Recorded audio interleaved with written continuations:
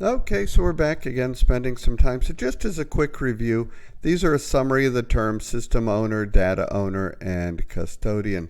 So these are really three organizational roles that we will use. Remember, and above them would be the system or data owner. These are the people responsible. Custodians are doers. They take the action. And then above them would be the ISO, which is accountable. So the data owner is responsible for setting the data classifications, as I mentioned, and approving the level of access to personnel. And the custodian is the one responsible for actually configuring the appropriate levels set by the data owner. Now, just a quick note on the FIPS 199, the Federal Information Processing Standard, right? So FIPS 199 is really a result of a law passed back in 2002 in the United States, and it's designed to recognize the importance of information security to the economic and national security of the United States, right? And I'm sure many countries feel the same way and have similar laws. So FIPS 99, the standard, is an essential part of the FISMA, the Federal Information Security Management Act of 2002. So the purpose of this document is to provide that standard for categorizing information and information systems that we've been talking about.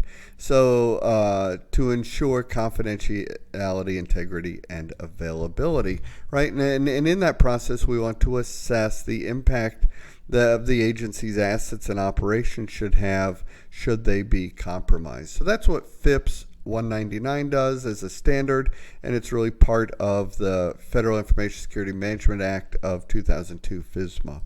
Now, when we get continuing then with data classification, more specifically, I mentioned the U.S. military. So the U.S. military uses a system called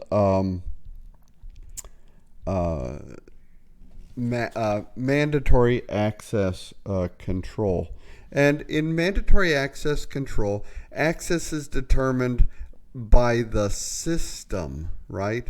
So access is determined by the system, but people are still, users are given a clearance level. So the MAC is that mandatory access control. It uses security labels to classify data, and these labels then are compared to the user, the person's sensitivity level, to determine if access is allowed. So gaining access to a resource is based on the person, or they're often called the subject's clearance level, and the data classification label. That's that sensitivity level that's assigned by the data owner. So MAC is really a security policy driven. It's not user driven. It's based on security policy.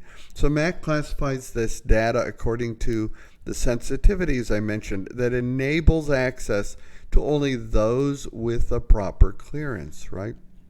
And so it does use classification labels for resources based on, as I said, data sensitivity, right?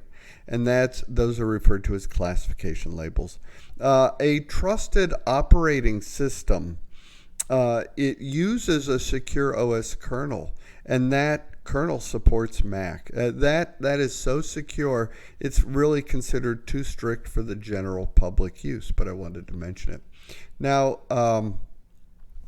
continuing, so when we assign the user or the subject's clearance level, right, we do that in the military in many different ways, right?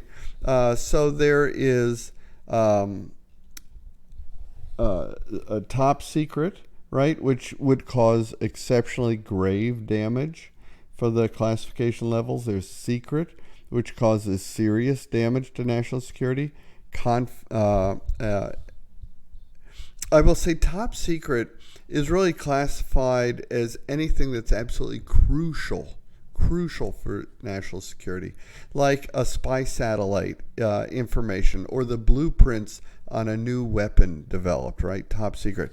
Secret, as I mentioned, can pose a threat or serious damage to national security. And examples would include deployment of troops and nuclear warheads, right? If you know troops are moving, you will have information then on intentions, right, I suppose.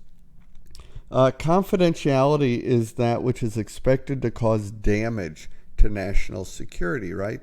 So it requires authorization for each access and is available only to those with that sort of classification. Unclassified information in the military is distributed to the public without any threat to the national interest.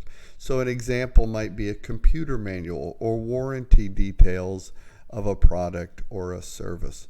Now there's also SBU, sensitive but unclassified. And that's a military classification for minor secrets, right? Such as medical data and answers to test scores. So labeling in this category would include for official use only, not for public release, and for internal use only. All of these classification levels would be defined in a policy document. In the and there in that policy document, you'd want to include types of data like proprietary data, PII, PHI data, right, etc.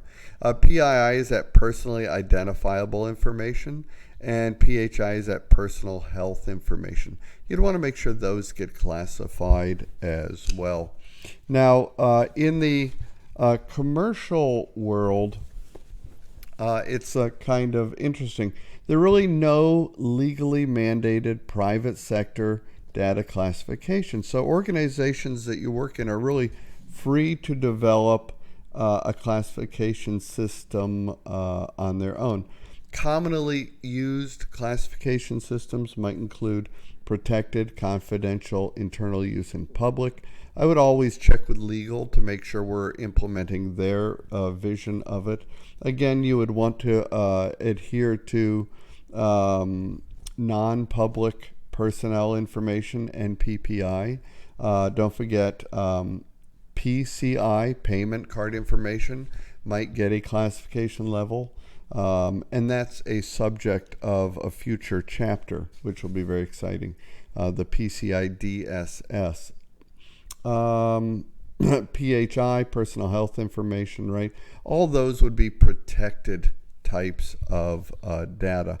And frankly, there's a relationship, I think, a little bit. So this is a one-slide summary of the government's view of data. We already discussed top secret, secret, right? And the commercial sense of the use of data. You do not have to commercially stick with confidential, private, sensitive, public, but you would check with legal and have a discussion and then create a policy based on what meets your company's needs for data classification. Now, continuing with the commercial classifications a little bit, there's, as I mentioned, protected and confidential. You can find a lot more on that in the book itself on page 134. And internal use, public use, I've mentioned those also. So it's always best to run the classification systems by legal, as I mentioned. Another approach to classification is DAC, or discretionary access control. This is access determined by the data owner. It leaves the control up to the data owner. So permissions are set at the individual object level, as opposed to using, right, in Mac, we used data classification labels, right? Now permissions are set at the individual object level. So DAC will use an ACL, for example, listing who has which specific permissions. So it's a little different from Mac.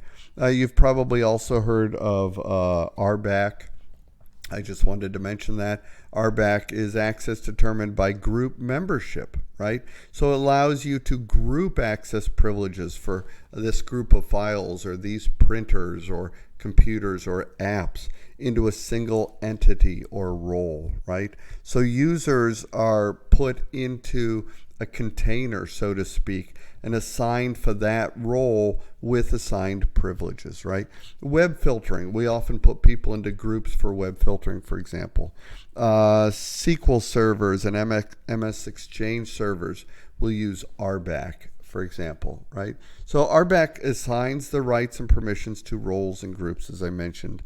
So very interesting. Also be aware there's another RBAC, and that's rule-based. It's also referred to as RBAC. So whenever somebody says RBAC to me, I ask them to clarify role-based or rule-based, right?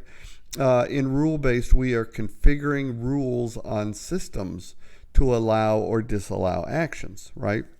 A router, for example, is a rule-based access control. It's going to check an ACL, right? Rule-based access control. There's also GBAC, which is group-based access control, and attribute-based access control, which involves assigning attributes and then using those attributes in rules to define who gets access. So it can get quite complex. This is a one-slide summary of those others. Just FYI, if you wanted to look them up yourself, you could. So we'll take a short break and come back and finish up this week's lesson.